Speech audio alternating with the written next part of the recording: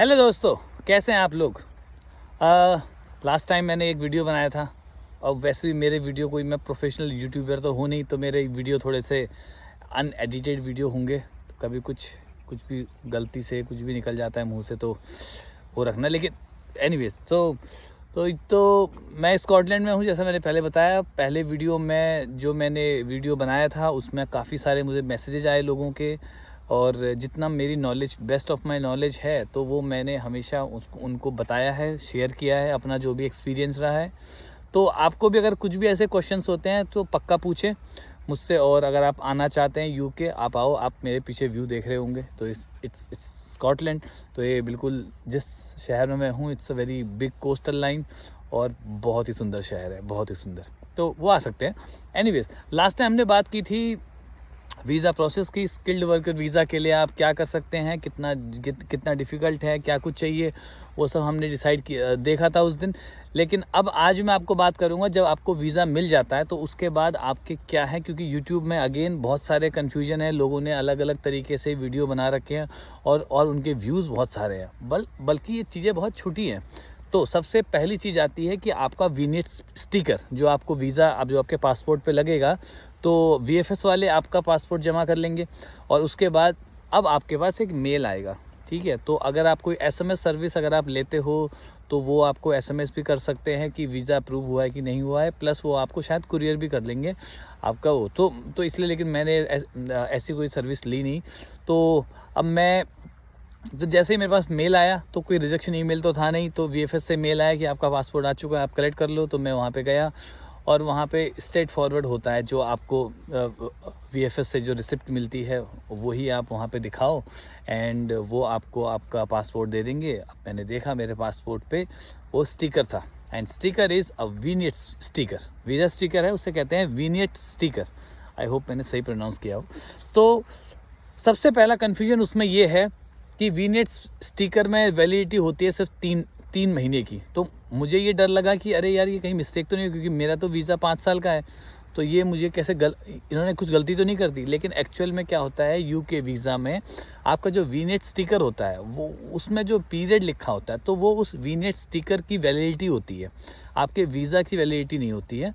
तो वो वीज़ा की वैलिडिटी आपको आपके बीआरपी कार्ड पे लिखी होगी कि आपका बीआरपी कार्ड कब तक वैलिड है। तो वो एक चीज़ है, तो इसलिए उस कोई पैनिक करने की ज़रूरत नहीं है उसमें। वो 3 महीने का उसका एक वो है, तो that is only for the entry clearance. तो आपको 3 महीने के अंदर the date when your vignette sticker start, 3 महीने के अंदर आपको यूके में एंट्री करना है। ठीक है, अदरवाइज फिर दूसरे प्रोसेस हैं, तो ये आपको मेक श्योर करना है। फिर उसके बाद आपने शॉपिंग पूरी कर लो, जो भी आपको लेना है। ठीक है, तो कई लोग अलग अलग वो है, क्या शॉपिंग करनी चाहिए, क्या कपड़े रखने चाहिए, कपड़े ठंडे ये वहाँ के यहाँ काम नहीं आते, उसके लिए मैं एक सेपरेट वीडियो बनाऊंगा। ठीक है, तो वो उसकी आप चिंता मत करो। तो अभी हम बात करते हैं केवल यहाँ से यूके इंडिया, दिल्ली से या किसी भी जगह से आप बोर्ड कर रहे हो, वहाँ से यूके पहुँचने तक का सफ़र। तो सबसे पहली चीज़ है, जो नेसेसरी डॉक्यूमेंट्स जो बताए गए हैं आपको, उसको अपने मोबाइल पे तो आपके पास एक सॉफ्ट कॉपी होनी चाहिए, प्लस एक हार्ड कॉपी भी पक्का आप रखो। जैसे कोविड सर्टिफिकेट हो गया या आरटीपीसीआर रिपोर्ट हो गई, वीनेट स्टिकर हो गया, और जो आपको ये वीज़ा के टाइम पे आपको जब आपको वीज़ा मिलता है उस टाइम पे भी एक पेपर होता है, वो भी रखिए।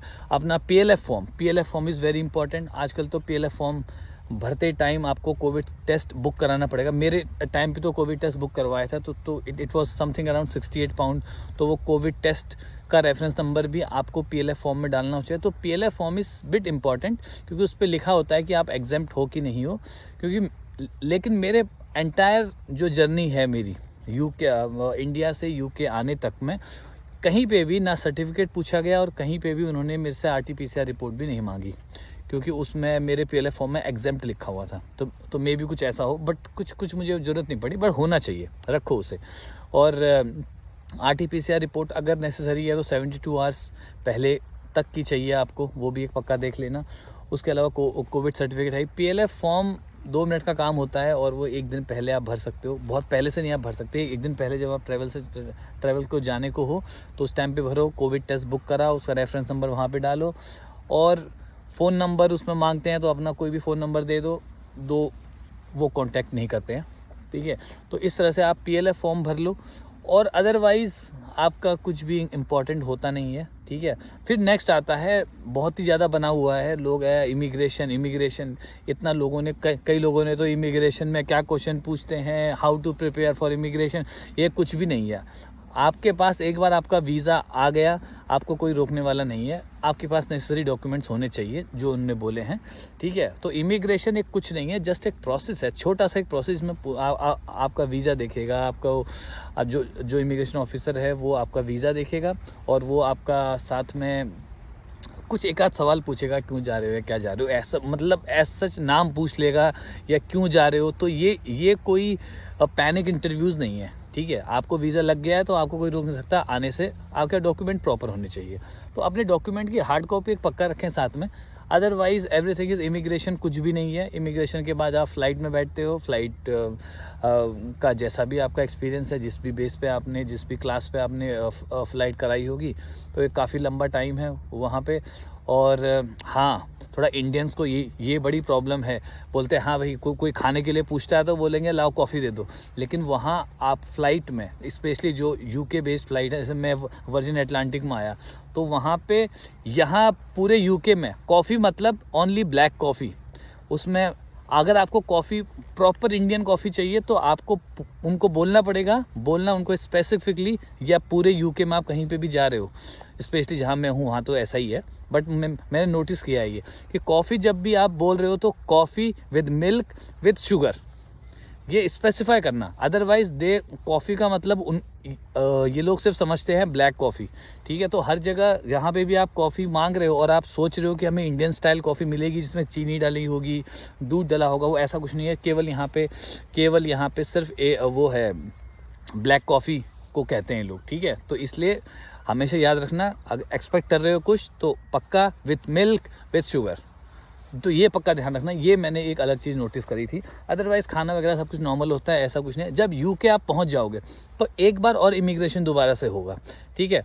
तो उसमें मुझे वो भी एक नॉर्मल प्रोसेस है, उसमें भी आप कुछ नहीं करना होता, बस साथ में अपने जो COS लेटर है आपका, ठीक है, तो वो पक्का अपने एम्प्लॉयर से रख के एक PDF फॉर्म उसका एक हार्ड कॉपी उसके रखना COS लेटर की, क्योंकि कभी कभार वो पूछ लेते हैं कि कितनी सैलरी आपको मिल रही है, जस्ट अ केस। तो ये डॉक्यूमेंट एक COS लेटर आपका पक्का होना चाहिए।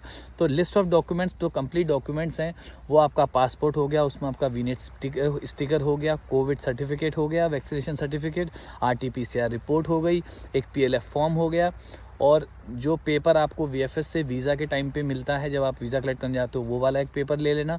और प्लस अगर आप स्किल्ड वर्कर हो तो COS, नहीं तो शायद वो कुछ यूनिवर्सिटीज़ के शायद कैश सर्टिफिकेट होते हैं, आई डोंट नो क्या प्रोसेस है, बट मैं स्किल्ड वर्कर पे आया हूँ तो मैं आपको वही बताऊँगा। तो वो पक्का आप रखना, अदरवाइज इमिग्रेशन नॉर्मल है। फिर दूसरा है, लोगों ने वो बना रखा है, हीथ्रो एयरपोर्ट बहुत बड़ा है, कैसे वहाँ भटक जाएंगे और एक दूसरे जाने के लिए, ऐसा कुछ नहीं है, ठीक है। तो जब भी आप एयरपोर्ट पे उतरते हो तो देयर इज़ ओनली 2 सिनेरियोज, केवल 2। वो ये है कि या तो आपकी कनेक्टिंग फ़्लाइट होगी, जैसे मुझे UK लंदन से मुझे स्कॉटलैंड आना था तो मेरी कनेक्टिंग फ़्लाइट है, अदरवाइज़ किसी को लंदन ही उतरना है तो देयर इज़ 2 वेज। तो जहाँ से एक साइड से आप बाहर जा सकते हो, सीधे बाहर जाओगे, आपको आपका लगेज मिल जाएगा, इमिग्रेशन होगा एंड दैट्स इट। अदरवाइज़ अगर कनेक्टिंग फ़्लाइट है तो कनेक्टिंग फ़्लाइट के लिए क्लियर इंस्ट्रक्शंस वहाँ पे लिखे हुए हैं, आप आराम से जाओ और वहाँ से आप जाके, शायद दूसरे टर्मिनल पे होगा तो टर्मिनल के लिए बस चलती है, बट ऐसा नहीं है कि बहुत कंफ्यूजिंग है। आप सीधे जाओगे, अपने रास्ते पे जाओगे और एक जगह पे आपको वहाँ पे रोड और वहाँ पे वो ऑटोमेटिक गेट है, जैसी बस आएगी ऑटोमेटिकली खुलेगी और वहीं से आप अपना जो भी टर्मिनल पे आपको जाना है आप सीधे वहाँ पे जा सकते हो। इतना कन्फ्यूजन है नहीं। प्लस अगर आपको कोई कन्फ्यूजन कहीं पे भी होता है, ठीक है, तो सबसे पहले घबराना नहीं है किसी भी चीज़ से, क्योंकि जो लोग यहाँ पे हैं वो बहुत ज़्यादा फ्रेंडली हैं, बहुत ज़्यादा हेल्पफुल है, ओके। और इंडिया में हम लोग जज करते हैं कि कहीं गलत इंग्लिश ना बोल दें, कहीं कोई क्या सोचेगा, आपको जज करेगा या कुछ भी बोलते हैं, मतलब इंडिया में we have lots of problems. तो यहाँ लेकिन जैसी भी इंग्लिश आपको आती है आप आराम से बोलो, कोई प्रॉब्लम नहीं है, कोई आपको जज नहीं करता। जो उसकी बेस्ट नॉलेज पे होगा वो आपकी हेल्प ज़रूर करेगा। और एक बार आप टर्मिनल पे पहुंच जाओगे, अपने टर्मिनल पहुंच जाओ, अगर कनेक्टिंग फ़्लाइट है जैसे मेरी थी, तो वहाँ पे आपका एक सिक्योरिटी चेक होगा उस टर्मिनल में एंटर होने के लिए। तो वो पक्का याद रखना कि जो बैग आप कैरी कर रहे हो, एक तो चेक इन बैग होगा, उसमें तो आप कुछ भी रखो, कोई प्रॉब्लम नहीं है। तो मेरे बैग में, और मैंने नोटिस किया 2-3 लेडीज़ और थी, तो मेरे बैग में कुछ इतना बड़ा पेप्सोडेंट का जो हमारा पाउच शेप का वो होता है, तो वो था मेरे पास, तो उन्होंने वो निकलवा दिया था। और एक लड़की का इतना बड़ा उसके पास कुछ ब्यूटी क्रीम, कुछ वैसलीन का कुछ था, आई डोंट रिमेंबर, तो वो भी उन्होंने निकलवा दिया। तो मेक श्योर दैट जो आपके पास बैग है उसमें कुछ इतना बड़ा कुछ सामान ना हो, छोटा छोटा सामान जो भी क्रीम वगैरह हो, तो मोस्टली उसमें वही सामान रखें जो बहुत काम का है। तो ये एक हो गया। अदरवाइज उसके बाद आपको थोड़ा वेट करना पड़ सकता है, एंड देन वेट करोगे तो कुछ ना कुछ तो खाओगे ही। तो जब मैं यूके गया, यूके जाने से पहले मेरे काफ़ी फ्रेंड्स थे, वो बोले अब गिनने नहीं है पाउंड खर्च करते हुए, समझ 18-20 पाउंड मतलब 20 रुपये, 100 पाउंड मतलब 100 रुपये। बट ऐसा कुछ नहीं है। तो मैं गया, मैं भी इसी मेंटेलिटी के साथ गया। वहाँ पे 18 पाउंड का ब्रेकफास्ट था, जिसमें कुछ पोक, मैंने कभी पोक खाया नहीं, वैसे मुझे कोई प्रॉब्लम भी नहीं है, बट पोक यहाँ बहुत मिलता है, तो पोक था वहाँ पे। तो और उसमें 3-4 चीज़ें और थी, जूस था, और मैंने ले लिया। 18 पाउंड का ब्रेकफास्ट मैंने खा लिया, and that was very costly. वो एक्चुअल में बहुत कॉस्टली है, क्योंकि यहाँ पे 18 पाउंड में एक नॉर्मल आदमी, 20 पाउंड में देखा जाए एक नॉर्मल आदमी अपना पूरे एक हफ्ते का राशन खा सकता है, एक आदमी बड़े प्यार से। तो इसलिए ये पाउंड यहाँ पे ज़्यादा है, मतलब 2-3-4 पाउंड, 1 पाउंड में आपको कोई भी बर्गर मिल जाएगा, कॉफ़ी मिल जाएगी, 2 पाउंड में बर्गर मिल जाएगा। तो ये काफ़ी वो है। तो इसलिए ऐसे नहीं कुछ भी आया खर्च कर दिया। ऑब्वियसली आप कुछ खाना होगा तो एयरपोर्ट में कुछ जगह होंगी जहाँ पे आप सेपरेट खा सकते हो, और कॉफ़ी वगैरह जो भी आपको लेनी है वो आपको पता ही है, coffee with milk with sugar, ये पक्का स्पेसिफाई करना। तो आपको तब आपको इंडियन स्टाइल कॉफ़ी मिलेगी, क्योंकि फिर आप काफ़ी मिस करोगे। तो एक लास्ट चीज़ मैं आपको और बताना चाहूँगा, जो कनेक्टिंग फ़्लाइट है इसमें कंफ्यूज मत होना। हमेशा जो लगेज होता है वो आपको लास्ट जगह मिलता है। तो ये बड़ा अच्छा है, क्योंकि अगर मेरी फ़्लाइट यूके दिल्ली से स्कॉटलैंड तक की है, एडिनबरा तक की अगर वो फ़्लाइट है, तो इवन बीच में लेओवर टाइम भी क्यों ना हो, बट आपको आपका लगेज हमेशा लास्ट स्टेशन पे मिलेगा। तो ये हमेशा पक्का ध्यान रखना जाने से पहले। इसलिए ये प्रॉब्लम मत कैरी करना दिमाग में कि फिर लंदन से लगेज लेके कैरी करना है, फिर वहाँ जाना है, ऐसा कुछ नहीं है। लगेज अगर आपकी कनेक्टिंग फ़्लाइट है तो लगेज आपको हमेशा लास्ट एयरपोर्ट पे मिलेगा, जहाँ पे भी आपकी फाइनल डेस्टिनेशन है।